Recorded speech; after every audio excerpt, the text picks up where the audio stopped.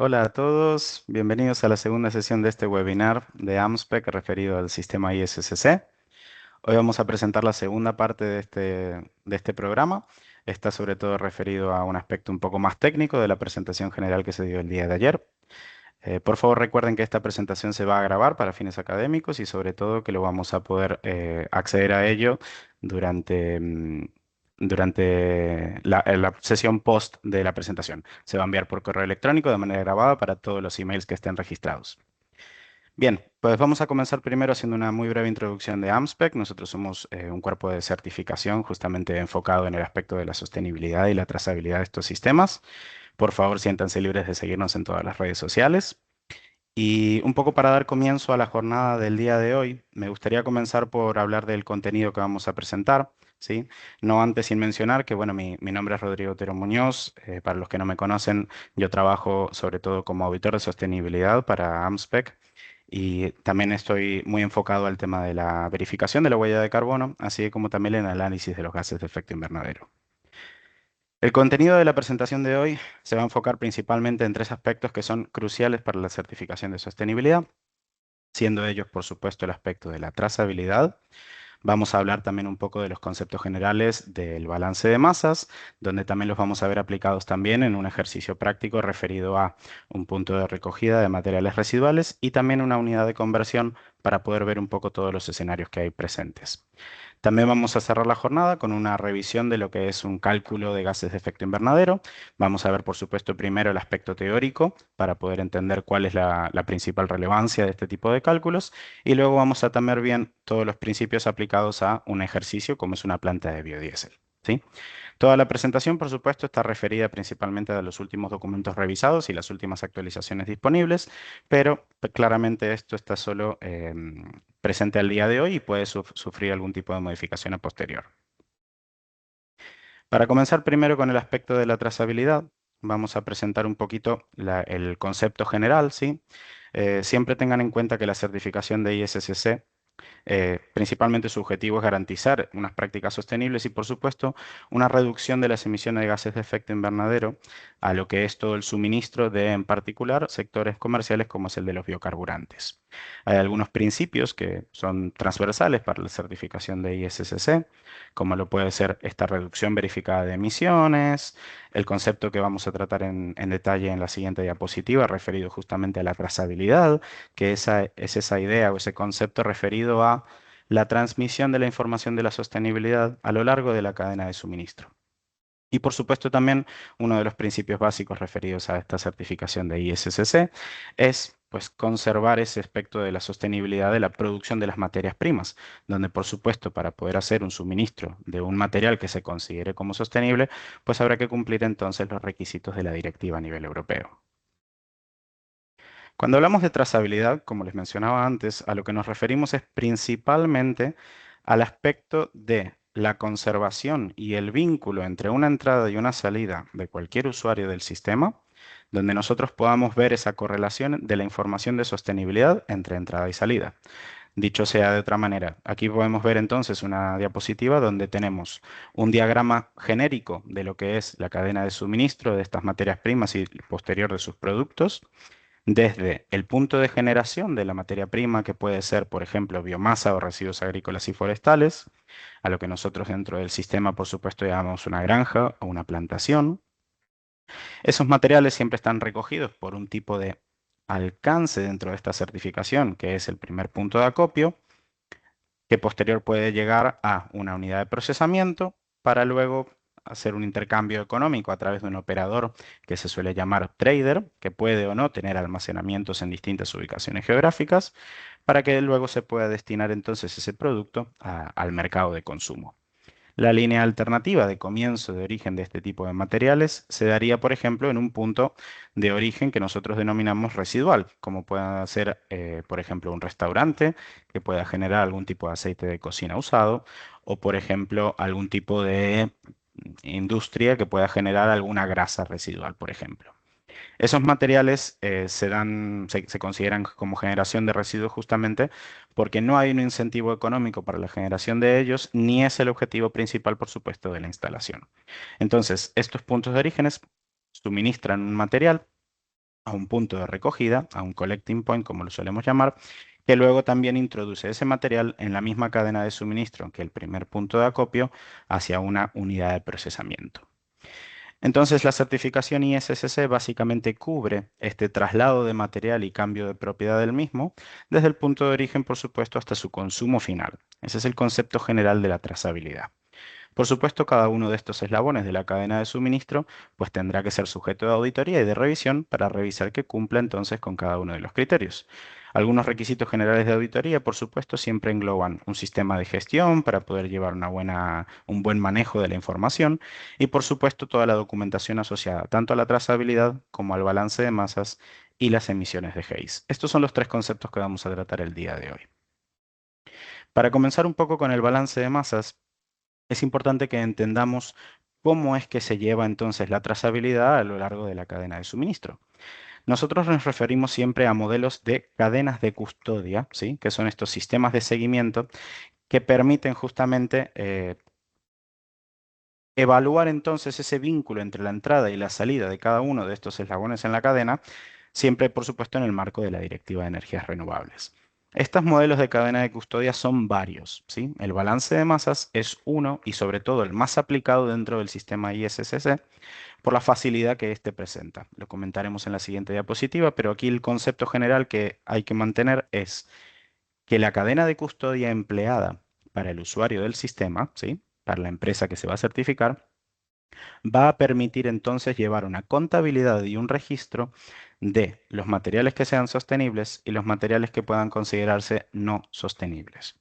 Un concepto muy importante en este tipo de auditorías es sobre todo que tengan presente que no porque una empresa esté certificada, todo el material debe trabajarse como sostenible. Una empresa siempre tiene posibilidad de trabajar con material sostenible y no sostenible siempre y cuando se permita evaluar las cantidades de ambos materiales y evitar así una doble contabilidad, sobre todo para mantener la fiabilidad del resultado de la auditoría. Esa es la importancia de la cadena de custodia. Les comentaba antes que hay distintos tipos de cadenas de custodias que se pueden aplicar. Una de ellas y la más reconocida es el balance de masas, pero existe otras, por ejemplo, como la segregación física, ¿vale? El modelo de balance de masas tiene muchas ventajas porque lo que permite hacer básicamente es una integración física de distintos materiales donde se deba mantener, por supuesto, el registro de manera separada para cada uno, pero no así físicamente. Como se podrán imaginar, en la cadena de custodia de segregación física, justamente lo que hace es mantener separados de manera física los materiales en su almacenamiento y gestión, ¿sí? Entonces, el balance de masas puntualmente, para poder llevarse de acuerdo a los requisitos de ISSC, se debe mantener específico para cada sitio operativo, de manera que cualquier ubicación que esté cubierta por el certificado del usuario tiene que tener su propio registro de balance de masas, indicando todas las entradas y todas las salidas, y si hubiese procesos internos, por supuesto, también esas actividades, de manera independiente, ¿sí? Un aspecto crucial para este tipo también de cadena de custodias es que ISCC permite la trazabilidad del material cuando hay un vínculo físico de un movimiento real del mismo, ¿sí? No está permitida una práctica, por ejemplo, de transferencias instantáneas entre ubicaciones, por más que estén cubiertas por el mismo certificado, excepto en casos muy puntuales para otros sistemas. Pero a nivel general en ISSC EU, todo el material debe tener un vínculo físico con un movimiento real. Por eso es que como un paso de auditoría nosotros también revisamos documentación de los envíos físicos, ya sean albaranes, bills of lading o dependiendo del caso puntual que corresponda, dependiendo del tipo de movimiento. Siempre los balances de masas deben tener cierres periódicos, donde un usuario del sistema calcula entonces un stock inicial, un stock al cierre del periodo y se revisa, por supuesto, el cumplimiento de los requisitos dentro del mismo. Para todos los alcances de auditoría, ese periodo no puede superar los 3 meses, con la excepción, por supuesto, de los primeros puntos de acopio. Como vimos en las diapositivas anteriores, el primer punto de acopio recibe material de granjas o plantaciones. Y como éstas suelen tener un ciclo anual debido a las temporadas del año, pues entonces el primer punto de acopio permite tener un balance de masas con un periodo de 12 meses. Es la única excepción, ¿sí? Estos periodos siempre pueden ser menores porque podríamos trabajar con periodos de balances de masas mensuales, que suelen ser muy típicos, por ejemplo, para unidades de procesamiento que hacen sus cierres y conversiones, informes periódicos de producción, por ejemplo, siempre de carácter mensual. Entonces, para alinearlo a los requisitos habituales del usuario que se va a certificar, ese periodo de balance de masas suele definirse de carácter mensual. O incluso podría ser menor si la empresa lo necesitara. Es muy importante que estos periodos de balance de masas siempre sean continuos, dejando ningún gap entre periodos de certificación y por supuesto que se definan correctamente las fechas tanto de inicio como de fin de estos periodos. Durante una auditoría y sobre todo para evaluar que el balance de masas se esté llevando de manera correcta y de acuerdo a la normativa, es muy importante que nosotros podamos verificar algunos principios que son transversales, insisto, para cualquier alcance de auditoría, ¿sí? Esto sobre todo se hace con el fin de poder garantizar una integridad y prevenir, por supuesto, el fraude en este tipo de certificaciones. Estos principios son, por ejemplo, referidos a los sitios y los balances. Lo que les comentaba antes, todos los sitios que estén certificados y cubiertos por la certificación del usuario del sistema deben, por supuesto, ser objeto de auditoría y de revisión, ¿sí? También tenemos que prestar atención al seguimiento de los materiales. Como les decía, el principio de trazabilidad, al cual se le da revisión, por supuesto, a través del balance de masas, tiene que permitir la correlación de las salidas del usuario certificado con las entradas del mismo, ¿sí? Nosotros deberíamos poder trazar, como el principio de trazabilidad si lo demanda, las características de sostenibilidad de un lote de entrada a un lote de salida. Ese es el concepto general que se debe cumplir en un balance de masas. Luego, por supuesto, tenemos que evaluar la integridad de los datos. Es muy importante que nosotros, cuando hacemos, por ejemplo, auditorías de una unidad de procesamiento donde hay factores de conversión, podamos ver evidencias objetivas y de fiabilidad elevada para poder comprobar que esos factores de conversión están correctamente calculados, ¿sí? Es un punto muy crítico en auditoría debido a que un factor de conversión incorrectamente calculado podría dar lugar a actividades fraudulentas debido a la sobrecertificación de material sostenible que no fue generado en la instalación que se está auditando. Entonces es un punto muy crítico en auditoría. Así como también tenemos que revisar, por supuesto, la integridad del periodo. Siempre nosotros nos referimos a, por ejemplo, en el cálculo de gases de efecto invernadero, a un periodo de cálculo de una base anual, 12 meses, ¿ok? Todos los años entonces se verifican esas emisiones en una base anual. Y esos periodos son los que a nosotros nos van a dar referencia de la integridad de los datos que estamos evaluando. Sería muy distinto, por ejemplo, hacer un cálculo de emisiones de gases de efecto invernadero para un periodo mensual, cuando en realidad puede que no sea objetivo debido a inestabilidad en la planta o alguna casuística particular de ese mes. Luego también la verificación de los cálculos. Como les decía antes, si todos los años debemos hacer una revisión no solo de los cálculos de gases de efecto invernadero, sino también de la formulación y la metodología de cálculo de un balance de masas, pues es imprescindible que nosotros podamos trazar esas fórmulas y ver que los conceptos estén de acuerdo. En la próxima diapositiva vamos a entrar un poco en cómo es la fórmula del cálculo para el balance de masas.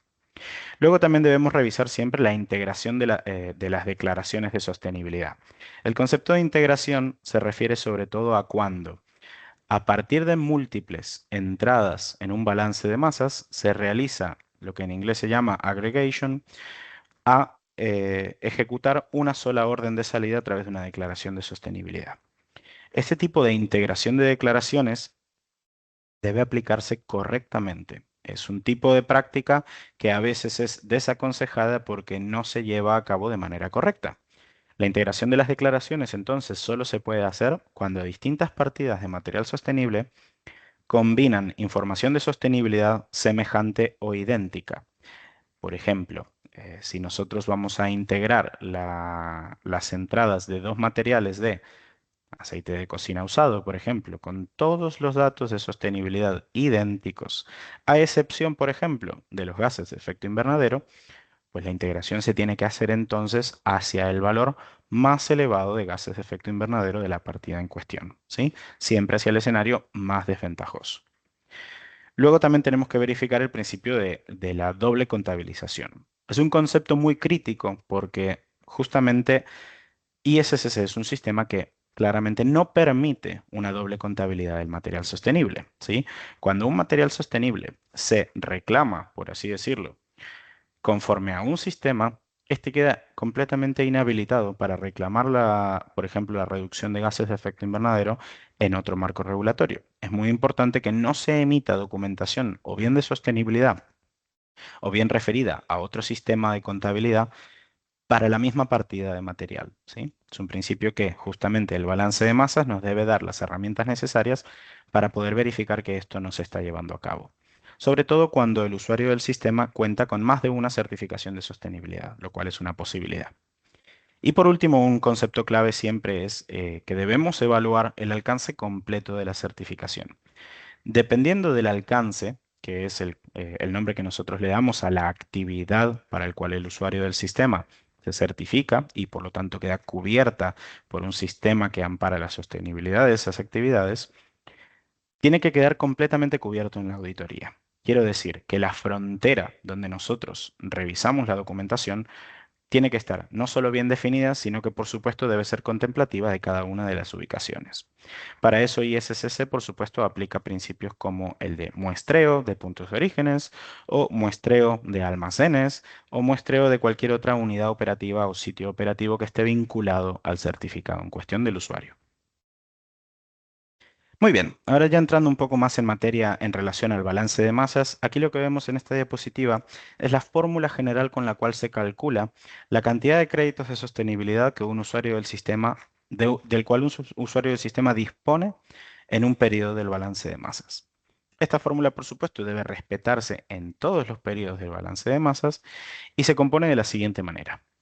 El total de material sostenible que dispone para poder, por ejemplo, hacer ventas sostenibles va a ser igual a la suma de las entradas de materia prima sostenibles en el periodo en cuestión, más, por supuesto, el stock o el inventario de materias primas sostenibles con el que contaba al comienzo del periodo.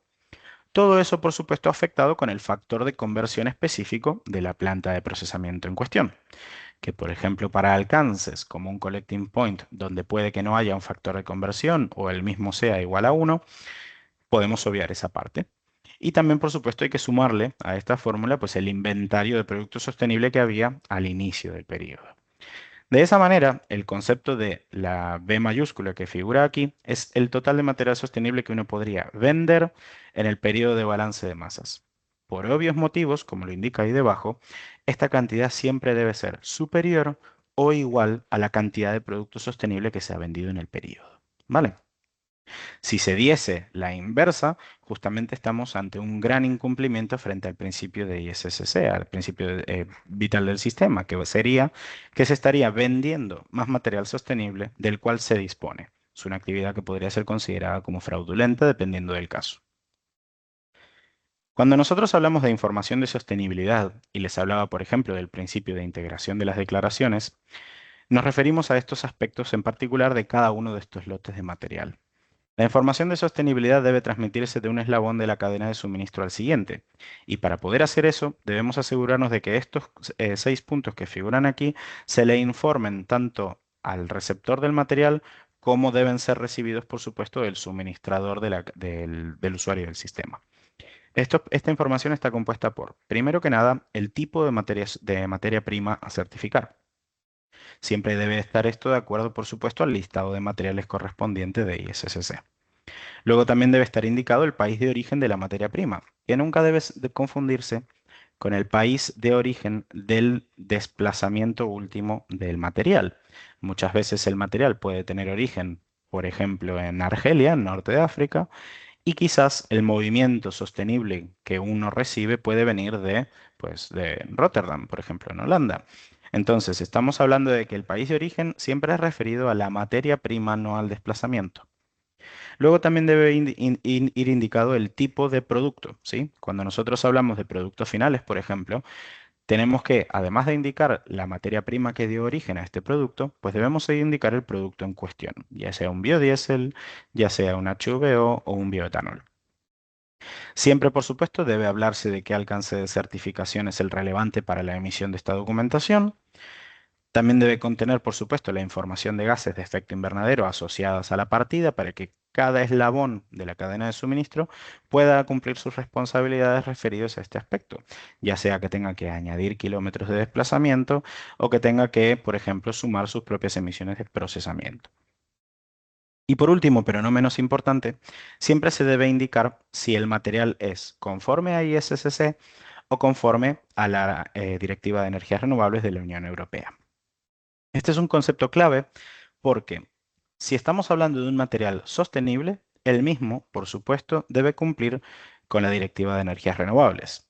Ahora, puede que el material no sea declarado como conforme a ISCC. El claim, digamos, la declaración de que un material es conforme a ISCC solo se va a poder aplicar en un material que durante toda su cadena de suministro ha sido certificado por ISCC. Como comentaban en la presentación del día de ayer, hay distintos sistemas de sostenibilidad que están reconocidos para el cumplimiento de la Directiva de Energías Renovables. Por ejemplo, ISCC, REDCERT, VSVS y otros también. Y estos sistemas por lo general tienen un mutuo reconocimiento. Entonces, puede haber un material sostenible certificado en ISCC en algún momento de la cadena de suministro que no durante toda la cadena ha sido certificado por ISCC. Entonces, este tipo de información siempre debe pasarse de un eslabón al siguiente en la cadena de suministro, ¿sí? Muy importante, como comenta aquí debajo, que los materiales con las mismas características de sostenibilidad, esos sí se pueden integrar en el mismo balance de masas, pero hay que tener mucho cuidado con la libre combinación de las características de sostenibilidad. Siempre es muy importante que a la hora de la auditoría se puedan identificar y clasificar aquellos lotes de material por cualquiera de estos tipos de puntos de la información de sostenibilidad asociada. Bueno, ya habiendo hablado un poco del aspecto teórico del balance de masas, me gustaría presentarles un ejercicio práctico para que podamos ver todos estos conceptos aplicados, ¿sí? Vamos a empezar con el ejercicio práctico que yo creo que es el más sencillo, que sería un punto de recogida de materiales residuales. En esta diapositiva lo que vemos es un listado de recogidas y los lotes de salida asociados a esa empresa. En particular, este collecting point lo que podemos ver es que recoge un tipo de material que es aceite de cocina usado, el famoso UCO, y que además también recoge unas grasas FOG, ¿sí? El Fat Oils and Grease de toda la vida. Estos dos materiales dentro de ISCC, por supuesto, están categorizados como Used Cooking Oil, el UCO, y las grasas FOG categorizadas como un Brown Grease o Grease Trap Fat, dependiendo en particular de su manera de generación. En cualquier caso, lo que aquí podemos ver es un registro de las listas de recogidas del mes de enero, por ejemplo, donde también se indica, por supuesto, el punto de origen, que es un requisito, ¿sí? En la columna de restaurante, y luego, pues las cantidades de los materiales que se han recogido, tanto de UCO como de Brown Gris. Por último, el usuario del sistema también lleva registro de las distancias recorridas desde el punto de origen, en este caso el restaurante, hasta el punto de recogida. Esto es muy importante para poder hacer un correcto cálculo de las emisiones de gases de efecto invernadero que veremos en el siguiente apartado. Ahora, de todas estas entradas que se ponen aquí a modo de ejemplo en la tabla de la izquierda, se indican también dos declaraciones de salidas registradas en los meses de febrero y de marzo en la tabla de la derecha. Como podrán ver aquí, el usuario del sistema, que es en este caso el primer eslabón individualmente certificado de la cadena de suministro, genera un número de declaración de sostenibilidad. Ese número de declaración de sostenibilidad, que se puede ver en la segunda columna de la tabla de la derecha, hace referencia a el número de identificación, básicamente, del movimiento sostenible que el usuario certificado está emitiendo. Este número suele estar compuesto por el número de certificado del usuario del sistema, seguido de una numeración consecutiva que permita entonces al auditor evaluar que no se han emitido ni declaraciones de más o que se está obviando la presentación de alguna declaración intermedia. ¿Sí? En el registro del balance de masas de este collecting point también se indica, por supuesto, el material que involucra cada una de las declaraciones de sostenibilidad, así como también la información de gases de efecto invernadero. Aquí, por ejemplo, se presenta el caso para el aceite de cocina usado, que se utilizan valores desagregados por defecto, Ya entraremos un poco en esto en el tercer bloque de la presentación de hoy para que comprendan por qué se presenta de esta manera. Pero para el caso del Brown Gris, por ejemplo, se indican los kilómetros de transporte para que pueda hacer un cálculo de las emisiones de transporte el usuario del sistema aguas abajo. Luego, por último, también se indica claramente el destinatario de esa declaración de sostenibilidad y, por supuesto, la cantidad que se está acreditando como sostenible dentro de cada una de las declaraciones, ¿sí? El concepto principal aquí que se tienen que llevar es que si son dos materiales los que gestiona un collecting point, pues para cada una de las salidas deberá emitir una declaración de sostenibilidad independiente, porque como les decía, hay información de sostenibilidad que no se puede integrar en una sola declaración. Aquí podemos ver entonces un cuadro resumen básicamente de lo que es el periodo de balance de masas trimestral, en particular el primer trimestre del 2025, para el collecting point tanto de aceite de cocina usado como de brown gris. Podemos ver que se lleva referencia de las cantidades no solo sostenibles, sino también las no sostenibles, que tienen que estar, por supuesto, a disposición del auditor a la hora de la revisión y de auditoría, ¿sí?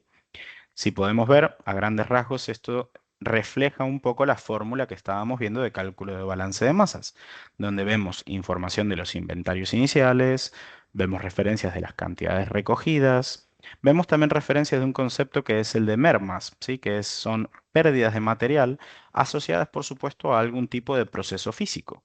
Es habitual que en un collecting point, por ejemplo, de aceite de cocina usado, haya un proceso de filtración y de sedimentación donde uno retira impurezas del material para poder entregarlo en mejores condiciones que como se ha recogido. Eso, por supuesto, tiene que descontarse de los créditos de sostenibilidad en el balance de masas. Luego también se indica el material vendido, certificado como sostenible, y por supuesto también el no sostenible, y como resultado del cómputo de todo el periodo de balance de masas, se llega entonces a un inventario final de material sostenible y no sostenible.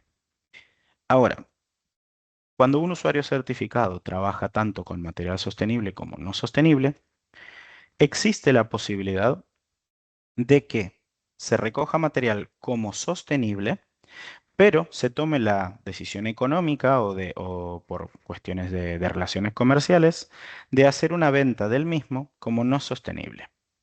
Eso lo que genera es un déficit de material físico para cubrir una cantidad de créditos de sostenibilidad que se van a encontrar disponibles a nivel de balance, ¿sí? Cuando se cierra el periodo de auditoría y el stock físico es inferior al stock de créditos sostenibles que hay disponibles, me temo que se tiene que descartar esos créditos adicionales de sostenibilidad de los que dispone el usuario del sistema. ¿Sí? Este es un principio que dentro de ISSC EU es vital para poder siempre mantener la certeza de esos créditos de sostenibilidad amparados por un stock físico. En otros sistemas, como por ejemplo ISSC Plus, este principio no tiene por qué cumplirse. Se pueden pasar créditos de sostenibilidad de un periodo a otro, incluso sin un stock físico. Pero eso es para otro sistema no ISSC EU, que es el reconocido por la Comisión Europea para el cumplimiento de la Directiva de Energías Renovables. ¿Sí? Bueno, en este ejercicio evidentemente no estamos hablando de factores de conversión porque no hay ningún tipo de transformación física del material, ¿sí? Estamos hablando de que hay un factor de conversión unitario. Pero en este segundo ejercicio práctico vamos a ver un caso de una planta de procesamiento. Las plantas de procesamiento, como su nombre lo indican, pues sí involucran un tipo de proceso que pueda llegar a generar algún tipo de factor de conversión que sea distinto a la unidad. En este caso puntual lo que vamos a evaluar es una planta de producción de biodiesel que trabaja con dos tipos de materiales distintos. Uno es aceite de cocina usado y el otro son desechos de comida o el famoso food waste de acuerdo al listado de materiales de ISSC. Lo que vemos aquí es un poco semejante al listado de recogidas que veíamos para un collecting point, solo que con algo de información adicional. ¿Por qué tiene información adicional? Pues porque una planta de biodiesel como unidad de procesamiento ya no recoge material directamente de un punto de origen, sino que tiene la posibilidad de comprar material ya certificado como sostenible. Es por eso que aquí cada entrada en esta lista se ve asociada a un número de declaración de sostenibilidad o SD entrante, ¿sí? Cada una de estas partidas entonces ya viene certificada por otro usuario del sistema que ha pasado su auditoría de manera rigurosa, por supuesto, y con un resultado satisfactorio. Aquí podemos ver entonces parte de la información de sostenibilidad de la que hablábamos, como por ejemplo el país de origen de la materia prima. Podemos ver también su información de emisiones, como por ejemplo las emisiones de proceso, que como pueden ver figuran como cero para cada uno de estos materiales, pues porque estamos hablando de materias primas, no de ningún producto intermedio o producto final. Por ende se entiende que no han sido sujetos de ningún tipo de procesamiento previo. Luego también vemos, evidentemente, la cantidad, emisiones de transporte y distribución, en donde siempre se indica en este caso 0 o DDV, que significa valores desagregados por defecto. Y para los casos donde no hay cómputo de valores de emisiones de transporte y distribución, se indica, por supuesto, los kilómetros del transporte para que esta empresa pueda hacer un cálculo correcto de estas emisiones. En fin, esta sería entonces la información de las entradas de esta planta de biodiesel para el periodo evaluado. Ahora, como es el objetivo de la planta de producción, todas estas materias primas se procesan en biodiesel. Este proceso evidentemente puede tener distintos valores de emisiones dependiendo del tipo de material trabajado, porque no todas las materias primas pues llevan el mismo proceso para poder lograr un producto como un biodiesel, ¿sí? Aquí se puede ver los lotes de salida todos para el mes de diciembre con su número de POS asociada. La POS es la prueba de sostenibilidad, que es un formato de ISCC distinto al de la declaración de sostenibilidad para materias primas o productos intermedios, y que sobre todo está asociada a una partida de un producto que ya puede ser destinada a consumo en el mercado, ¿sí? Entonces se hace un cálculo de las emisiones. Como pueden ver en la columna de EP, se enseña entonces esos valores de emisiones calculados propios por la planta de procesamiento, así como también los valores calculados de emisiones de transporte y distribución para los casos donde no se contaba con valores desagregados por defecto. También hay referencia de las cantidades producidas, donde, como podrán ver, se agregan múltiples partidas de entrada de sostenibilidad a una sola de producto de salida, siempre y cuando, por supuesto, la información de sostenibilidad permita hacer esa integración. ¿Vale? Entonces aquí se presentan las salidas del alcance que se está certificando en este escenario. Esto que vamos a ver aquí es un concepto clave, que es el de informe de producción. Yo lo llamé antes como informe de producción periódico, donde siempre una unidad de procesamiento refleja el resultado del ejercicio evaluado. Por ejemplo, si una planta de producción de biodiesel tiene un cierre de periodo de balance de masas trimestral, debe hacer un cierre de un informe de producción periódico con un periodo como mínimo trimestral. Se podría integrar, por ejemplo, 3 periodos mensuales, si así lo decidiese la unidad de procesamiento, pero debemos contar por lo menos con uno. ¿Por qué? ¿Cuál es el motivo o el concepto clave para estos informes de producción y por qué son tan relevantes para un alcance como este? Pues porque el informe de producción es lo que nos va a dar referencia de los factores de conversión de la unidad en ese periodo, ¿sí? Los factores de conversión en este tipo de plantas pues son dependientes de múltiples factores. Uno de ellos, por ejemplo, siendo la calidad de la materia prima. Otro, por supuesto, pues, por ejemplo, motivos económicos como el precio de alguno de los insumos a consumir dentro del proceso u otros factores externos a la empresa. Entonces, este factor de conversión puede oscilar entre periodos de balance de masas. Sería raro que cambiase mucho. Podría ser un factor de riesgo que nosotros consideremos para aumentar el riesgo de la auditoría, pero puede ser una posibilidad. Entonces, siempre es importante que a la hora de revisar un balance de masas podamos tener un informe de producción asociado al mismo, donde podamos evaluar este factor de conversión. Ahora, como veíamos en la fórmula del cálculo de balance de masas, el factor de conversión nos va a determinar la cantidad de créditos de sostenibilidad de los cuales disponemos en el periodo de balance de masas como sostenibles, ¿sí? Aquí en esta tabla lo que se puede ver entonces es la columna de cantidad procesada en toneladas métricas, por supuesto, y la cantidad producida de biodiesel asociado aplicando este factor de conversión.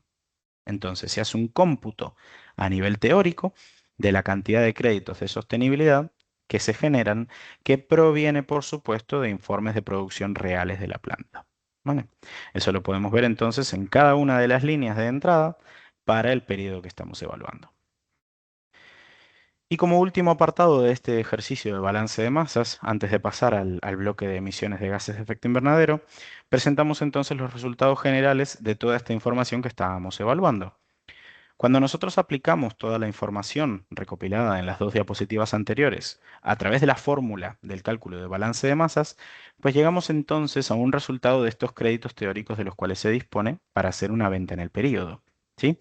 Hablamos, por supuesto, de que entonces se hace una revisión del inventario inicial, tanto de las materias de material sostenible como, por ejemplo, del producto sostenible, ¿sí? Del biodiesel en este caso. También se revisan entonces las entradas sostenibles, así como también la materia prima sostenible que se ha procesado durante el periodo de balance de masas y también el biodiesel sostenible producido a través de esta producción. Ahí es donde nosotros podemos ver efectivamente la aplicación de este factor de conversión, que es un concepto clave. Luego de todos estos materiales, tenemos entonces unas salidas de material sostenible certificado bajo ISSC, lo cual nos va a dar un resultado de un cálculo de un inventario final, tanto de materia prima sostenible como de biodiesel sostenible. Insisto, el cómputo de cada una de estas cantidades debe siempre cumplir con la fórmula que se presenta en el encabezado de la diapositiva. Esto lo vamos a ver aplicado no solo al aceite de cocina usado, sino por supuesto a todos los materiales que se utilizan dentro de la certificación del alcance. ¿Sí? Bien, vamos a pasar un poco rápido a las emisiones de gases de efecto invernadero. Primero vamos a hablar un poco de los conceptos en general para que entendamos todos de lo que estamos hablando. Cuando nosotros hablamos de gases de efecto invernadero, no nos referimos a cualquier contaminante gaseoso, sino que nos referimos a aquellos tipos de gases que pueden tener un impacto sobre el efecto invernadero a nivel global.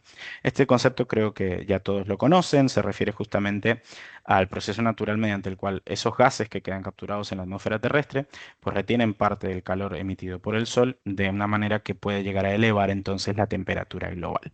¿Sí? Estos gases contaminantes se ven principalmente englobados dentro del dióxido de carbono, el metano, óxidos nítricos y por supuesto algunos gases fluorados también. Cada uno de estos gases de efecto invernadero tienen un distinto impacto por sobre la atmósfera. De hecho, el dióxido de carbono se lo suele considerar como la unidad, entre comillas, equivalente a la cual se traduce el efecto que tienen cada uno de los otros gases. Por ejemplo, el metano, que tiene un efecto invernadero superior al del dióxido de carbono, pues se contabiliza eso también dentro de su impacto. Y en la gráfica de la derecha podemos ver una evolución anual justamente de cómo fue aumentando la concentración de este tipo de gases en la atmósfera, donde podemos ver que hay una tendencia creciente muy clara, ¿no? Esta gráfica en particular es desde 1920 hasta la actualidad. La tendencia creo que es bastante clara. Es por eso que el concepto de el cálculo de estas emisiones es tan importante para esquemas de certificación de sostenibilidad como lo es ISSC. Ahora bien, al hablar de cálculo de gases de efecto invernadero, existen distintas metodologías dependiendo del marco regulatorio de aplicación para cada uno de los casos. Cuando hablamos de estos tipos de sistemas de sostenibilidad, aquellos que estén reconocidos para el cumplimiento de la Directiva de Energías Renovables, evidentemente deben hacer un seguimiento de la metodología propuesta en esta normativa. ¿Sí? Vemos aquí también como escenarios un poco lo que hablábamos de las separaciones entre ISSC-EU, que es aquel sistema de ISSC que está reconocido para el cumplimiento de esta directiva, e ISSC Plus, que es un sistema privado de ISSC, para el cual este cálculo de gases de efecto invernadero es voluntario, no obligatorio. ¿Sí? Y por supuesto, nada, esta metodología es bastante específica referido al tipo de biocombustible o biomasa que va a aplicar y sobre todo al mercado y la normativa a la cual va a aplicar este cómputo. ¿Vale? A modo general, podemos presentar aquí entonces una fórmula global del cálculo de esta intensidad de emisiones de gases de efecto invernadero que para el caso de ISSC, en las cadenas de suministro que estamos evaluando en esta presentación, pues se compone de los términos aquí presentados. El primero que figura es un término asociado a la extracción y cultivo de las materias primas, como EEC. Luego tenemos el EI, que es asociado sobre todo al cambio en las reservas de carbono causado por el cambio del uso del suelo. Este es el término que muy comúnmente se le llama LUC, de Land Use Change. Luego tenemos el término de EP, que lo habíamos mencionado en los ejercicios prácticos de balance de masas, que son las emisiones asociadas al procesamiento de una materia prima. También tenemos el término de ETD, que también lo vimos explicado en los ejercicios prácticos de balance de masas, que son las emisiones asociadas a transporte y distribución de tanto la materia prima como del producto. Y por último también tenemos las emisiones de uso como término positivo dentro de este sumatorio, que son aquellas emisiones de combustión del combustible asociado. También, así como hay términos que aportan al cálculo total de la intensidad de gases de efecto invernadero, pues hay términos también que restan dentro de este mismo cómputo. Ese puede ser el caso, por ejemplo, de las emisiones asociadas a la acumulación de carbono en el suelo mediante mejores prácticas agrícolas, ¿sí? Ese es el término famoso llamado ESCA. Este, por ejemplo, es de aplicación cuando se ve un cálculo de emisiones de gases de efecto invernadero de, por ejemplo, una planta que genera biometano y trabaja con algún tipo de estiércol. También tenemos otros términos asociados a la captura y almacenamiento geológico del CO2 o incluso a la captura y sustitución de ese dióxido de carbono, ¿sí? Este es el cómputo global entonces que nos da referencia de la intensidad de gases de efecto invernadero asociada a un producto final. Aquí en esta diapositiva presentamos un ejemplo simplemente de cómo ese valor de intensidad que se calcula a través de la fórmula recién vista tiene que lograr unos requisitos mínimos de ahorro de gases de efecto invernadero frente a una referencia fósil que indica, por supuesto, la directiva, para poder ser considerado como sostenible. O sea, aquí estamos hablando de que aquello que se certifique como sostenible lo es porque permite justamente un ahorro de estas emisiones de gases de efecto invernadero. El caso puntual que se presenta aquí es, por ejemplo, para un biodiesel, donde hay instalaciones que deben cumplir con un mínimo de 50% de ahorro, pero cuando las instalaciones ya son un poco más nuevas, como por ejemplo a partir de octubre del 2015, deben cumplir con un 60% de ahorro. Y si son incluso más nuevas, pues un 65%. Insisto, esto es solo un ejemplo y deben cumplirse para el tipo de combustible, el método de producción y sobre todo el año en el que estas instalaciones se ponen en marcha, ¿sí? Por supuesto, también la referencia fósil va cambiando dependiendo del escenario. Siempre es mejor referirse a la normativa para poder evaluar el cumplimiento o no de este requisito de ahorro. Ahora bien, hablábamos un poco de cada uno de estos términos de emisiones, pero por supuesto, no todos estos términos de emisiones cobran relevancia en el mismo eslabón dentro de la cadena de suministro. Cuando hablamos de las emisiones de cultivo, de land use change o incluso de las emisiones asociadas a la mejora de gestión agrícola, estamos hablando de que todos estos términos están reflejados en estos primeros eslabones de la cadena de suministro, sobre todo en las granjas y plantaciones. Estos términos, claro que no van a aplicar para otros escenarios donde puedan haber materiales residuales que no sean, por ejemplo, objetos de cultivo, ¿sí? Cuando hablamos ya de unidades de procesamiento intermedias, vamos a tener distintos tipos de valores de referencia que puedan entrar en juego, como por ejemplo el valor de emisiones de procesamiento, de transporte o incluso si hay captura o sustitución de CO2 y, dependiendo por supuesto del tipo de combustible, también podremos tener emisiones de uso asociadas. Esto todo tiene lugar en, digamos, el centro de esta cadena de suministro donde hay no solo un movimiento físico del material, sino también, sobre todo, procesamientos asociados. Y un factor clave aquí, que es muy importante a la hora de hacer el cálculo de las emisiones, es que la última unidad de procesamiento, que nosotros solemos llamar dentro del esquema como unidad de procesamiento final, es aquella encargada de hacer al menos una estimación de la intensidad de gases de efecto invernadero asociadas al transporte y distribución del producto hasta su consumo final, ¿sí? Hasta la frontera final. De esa manera, la última unidad de procesamiento, que es la que emite entonces una prueba de sostenibilidad, es quien tiene que determinar y al menos estimar cuántas van a ser las emisiones asociadas a esa distribución del producto hasta su consumo, ¿sí? Bien, aquí no queríamos olvidarnos de mencionar cuál es la referencia bibliográfica para el cómputo de estas emisiones. Sabrán de sobra que al día de hoy existen múltiples fuentes de, por ejemplo, factores de emisión que nos ayudan a hacer un cálculo de nuestras emisiones. Estos factores de emisión, desde el punto de vista de ISSC, Por supuesto, tienen que provenir de bibliografía que esté verificada y que sea fiable, para que todos los usuarios del sistema jueguen con las mismas reglas de juego. Es por eso que en el año 2022 salió justamente un reglamento de ejecución por parte de la Comisión Europea que recopila aquellos factores de emisión que son de mayor aplicación, por ejemplo, para el caso de ISSC. Nosotros tenemos indicado por el esquema que si disponemos de un factor de emisión que provenga de este Implementing Regulation, de este reglamento de ejecución, estamos obligados a hacer uso de él a menos que se pueda demostrar que por condiciones particulares de la auditoría debamos utilizar otra referencia bibliográfica, ¿sí? Hay fuentes bibliográficas que ya han quedado en desuso, como es el caso, por ejemplo, de BioGrace, pero siempre podemos aún contar con otras fuentes bibliográficas como por ejemplo EcoInvent o bueno, pues alguna de otra aplicación, siempre por supuesto que se pueda verificar la fiabilidad de estos valores, ¿sí? Entonces, como concepto general, deben quedarse con que un usuario de sistema, si dispone de un factor de emisión que esté contemplado dentro del reglamento de ejecución, por orden jerárquico de fuentes bibliográficas, deberán aplicarlo, ¿sí? Muy bien, y ahora para que no quede todo esto que he hablado en el aire, vamos a revisar juntos un ejercicio práctico de lo que es una planta de biodiesel, ¿sí? En particular, y antes de pasar a la primera diapositiva, sería interesante evaluar qué términos de aplicación deberá entonces calcular esta planta de biodiesel para poder estar en cumplimiento de la normativa, ¿sí?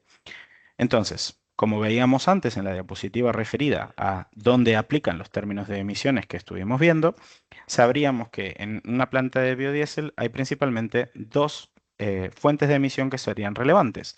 La primera sería las emisiones de transporte y distribución asociadas a la materia prima entrante y al producto saliente. Y como segundo, por supuesto, las emisiones de proceso asociadas a la propia producción del biodiesel final.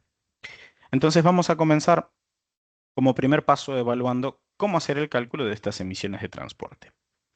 Arriba a la derecha de esta diapositiva podemos ver una fórmula que se presenta en el procedimiento de ISSC 205 como fórmula alternativa para el cálculo de las emisiones. Vamos a centrarnos primero en la izquierda de esta diapositiva, donde vamos a ver el cálculo de transporte para la materia prima entrante a la planta de biodiesel, ¿sí? Para poder hacer un cálculo de esto, necesitamos, por supuesto, conocer la distancia transportada y la cantidad que se ha transportado. Estos son los dos valores de referencia que vamos a necesitar para poder hacer el cómputo. ¿Vale? Luego, de la fuente de referencia que yo les comentaba, el reglamento de ejecución, vamos a obtener dos valores cruciales de la fórmula, que son la eficiencia del transporte, presentado como la N en la fórmula, y por supuesto el factor de emisión asociado al tipo de combustible, como por ejemplo un diésel, que suele ser un combustible típico en un transporte como un camión, ¿sí? Entonces, estos dos valores de referencia que vemos en la segunda tabla de la izquierda van a aplicar a nuestra fórmula de cálculo de emisiones de transporte. Además de la cantidad transportada, para nosotros es importante saber el contenido de humedad de ese producto, porque no es lo mismo el transporte de la materia seca que de la materia húmeda. Entonces, eso va a aplicar como concepto en la división final de la fórmula que estamos ejecutando. Eso, al hacer el cómputo, nos va a dar un valor que para el caso puntual de esta materia prima va a ser de 24,33 kilos de CO2 equivalente por tonelada seca de materia prima. Pero bien, como yo siempre digo, para poder hacer un cómputo final y presentar un resultado en una prueba de sostenibilidad, debemos entonces hablar de las mismas unidades tanto en la entrada como en la salida. Lo que tenemos que hacer entonces es convertir este valor de intensidad de transporte de la materia prima en las mismas unidades en las que vamos a comunicar la intensidad de gases de efecto invernadero del producto de salida. Y para eso vamos a utilizar dos factores que son clave en el cómputo de emisiones de una planta de procesamiento, que son el famoso feedstock factor o factor de alimentación o factor de materia prima y el factor de asignación. El factor de asignación solo será relevante para casos donde haya algún coproducto en el proceso al cual se le pueda hacer una asignación de emisiones también. Entonces, con estos dos factores que provienen, insisto, de la propia actividad de la planta, nosotros hacemos una conversión de las emisiones de transporte Cuando hablamos de tonelada seca es referido a la materia prima y lo convertimos a gramos de CO2 equivalentes por megajulio, o sea, unidad energética de producto de salida. De esa manera luego vamos a poder hacer una suma de esa intensidad de emisión de la materia prima con la del biodiesel de salida. Ahora, de momento, ignorando lo que es el procesamiento, vamos a hacer un cálculo también de las emisiones de transporte asociadas al producto, o sea, al biodiesel.